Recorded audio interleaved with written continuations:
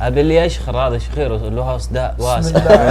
لا لا اقسم بالله والله عنده عرب في خله مستوره يا رجال. المشكله ابو مسفر يستحي، اسمع ابو مسفر يقول يعني اقدر اواصلكم. لا مو انت لا نحن ما هو انا في شخير واصل لين عندي. اسمعك تنحنح اسمعونا. او تدري ايش ميزته يشخر؟ نقول يسكت ثانيتين ياخذ شوي يبي لك اليوم كله. لا والله في شخير قوي. والله قوي ما هو اصحى بسيط. منه بس ما والله ادري ما هو منه. بشخص ترى، ها ما هو بشخص، هو واحد له له اصداء. رديه يعطي يرد الصوت ذاك يلا محاورة وترني في النص انا لاني والله اسمع من هنا واسمع من هنا. ابو الله اعلم. ابو نهار يتنحنح.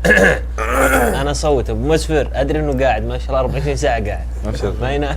لا هي المشكله ما هي بالشخير، المشكله والله في واحد يمشي في السي جف جف جف جف جف جف يا ولد انا اصحى من هذا الصوت دايم يخاف. ابغى افتح الباب يا ولد ما عاد احصل احد يمشي جف جف جف جف ثم تحصل احد دي مشكله. هذه مشكله كبيره وانا متاكد انكم سمعتم هذا الصوت.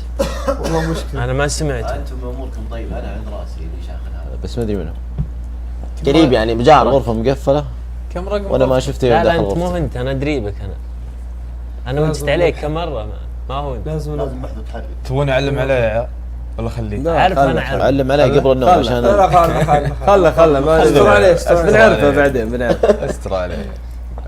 اما المشي صدقنا الرويلي ما شاء الله شبه ويمشي تحس انه انتو قلقع نتك ما شاء الله يا جماعه ما شاء الله تبارك كذا يمسح برجله تركي ولا احس. يحرث القاع ما شاء الله. في واحد جنبي ولا احس.